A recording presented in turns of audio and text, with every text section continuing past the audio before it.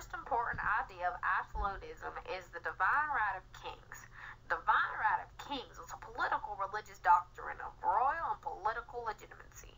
This theory suggests that this monarch is subject to no earthly authority and that they derive the right to rule directly from the will of God. Belief under this rule defended the monarchical absolutism and gained support from the literal and wealthy group that are also convinced them to serve as royal officials, not to try and seize power themselves.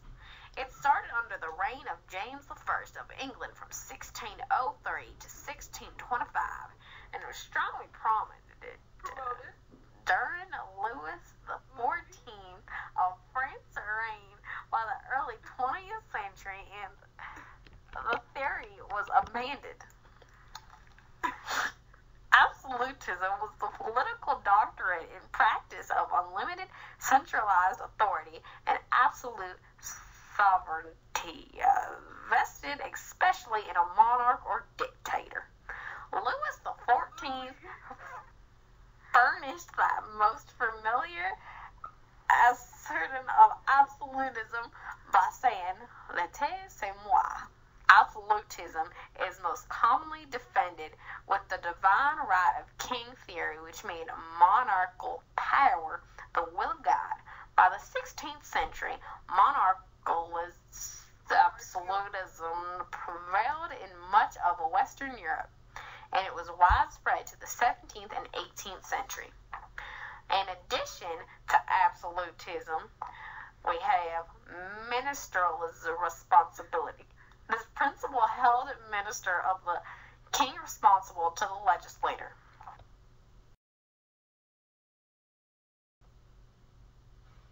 James I, he was the king of England and founded in the Stuart dynasty. He believed in absolute power of the monarchy and had an unstable relationship with Parliament, who had the support of the nobility and merchant classes. He claimed divine right of kings. He also had issues with the rise of Puritans,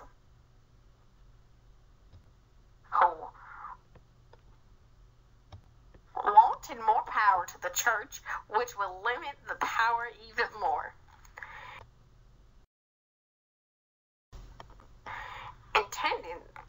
The system was introduced by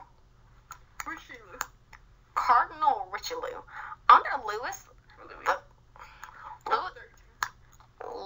XIII was used to weaken the nobility of the sword, but also replaced local officials with intendants who reported directly to the king.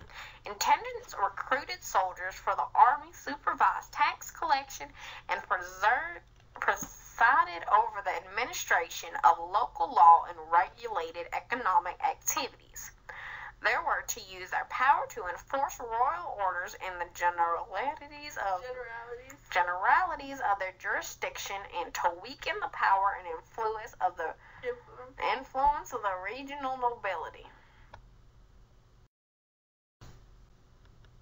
The Fronde. Cardinal Mazarin was Richelieu's trained successor.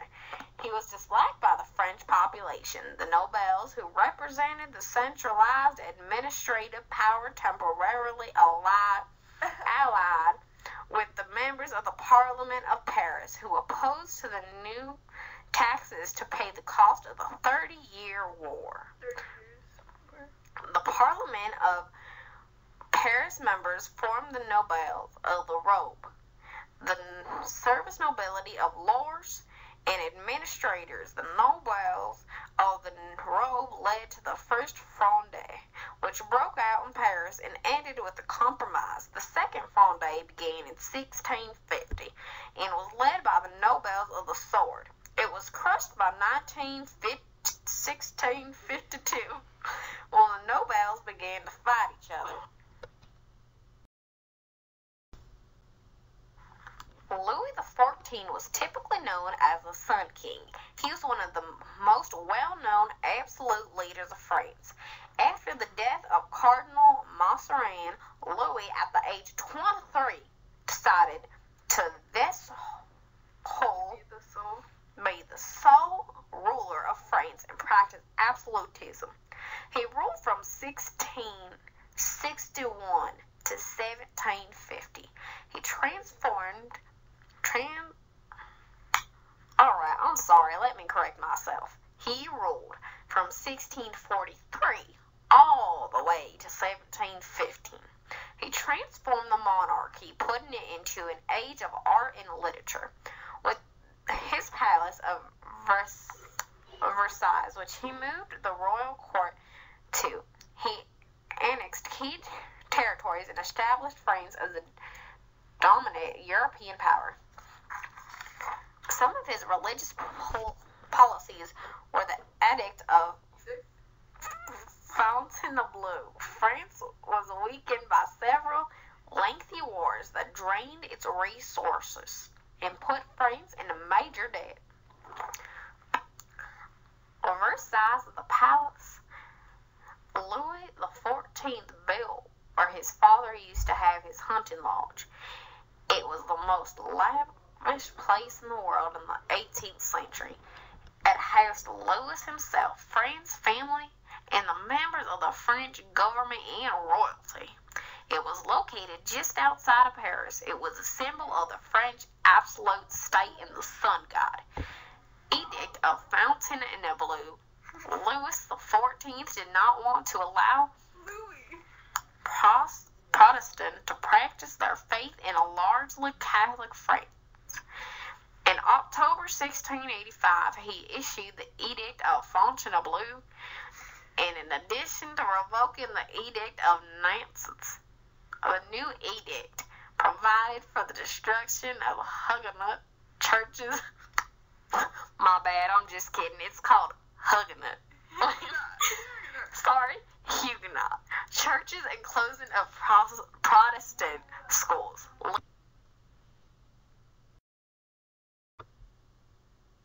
League of Augsburg, Louis XIV annexed the provinces of Actually, it's the provinces of Alsace. Get your papers out and write it out. Again, Alsace and Lorraine, and later Strasbourg, which led to the formation of new coalition. The League of Augsburg, consisting of Spain, the Holy Roman Empire, the United Provinces, Sweden, and England. The War of the League of Augsburg brought economic depression and famine to France. The Treaty of Ryswick ended the war and forced Louis to give up most of his conquests in the empire, although he was allowed to keep Strasbourg and part of Alsace. War of Spanish Succession. Charles II left the throne of Spain in his will to a grandson of Louis XIV. When the latter became King Philip V of Spain after Charles's death, the suspicion that Spain and France would become united in the same dynastic family caused the formation of a new coalition, determined to the prevent Bourbon dominance. This coalition, England, the United Provinces, Habsburg, Austria, and German states opposed France and Spain in a war in Europe and colonial empires in North America for 11 years. The end of the war came with the Peace of Utrecht in 1713 and of Rastad in 1714. They were conformed to Philip V as the Spanish ruler. The Spanish Netherlands, Milan, and Naples were given to Austria, and Brandenburg, Prussia gained additional territories. England was the real winner and received Gibraltar, Newfoundland, and Hudson Bay in America, and Nova Scotia. Nova Scotia? Oh man, Nova Scotia. Nova Scotia.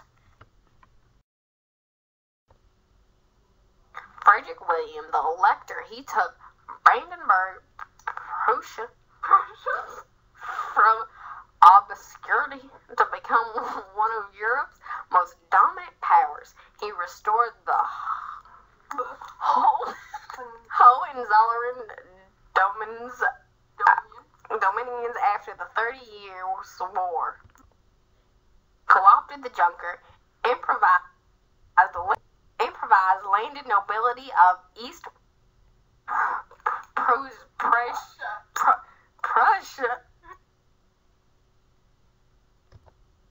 by turning peasants into serfs. He centralized the political administration, reorganized state finances. He rebuilt towns and cities and developed the strong-armed and the sovereign power of Prussia. Peter the Great was the leader of Tsar of Russia in the early 18th century and known for his extensive reform and attempt to westernize Russia. He centralized the government, modernized the army and the government, and created a navy. Policy allowed him to execute an aggressive foreign policy. With the death of Ivan the Fourth, or Ivan the Terrible, followed the time of troubles in which Cossacks called the true Tsar, who would bring freedom with him, while there was chaos, invasions, and social upheaval. The nobles crushed the Cossacks. Westernization is a conversion to or adoption of Western traditions or techniques. It refers to the transition and reception of Europe ideas, technology, lifestyles, and the institutions throughout the globe. Joseph II, he ruled from 1780 to 1790 and ruled the Austrian Empire of Habsburg. He had many reform progressions, which many people opposed and eventually led to failure. He abolished serfdom and alienated the nobility with the freeing of the serfs and alienated the church by attacks of monasteries. His goal was to strengthen the Habsburg Empire and make it financially secure. And this, y'all, is absolutism.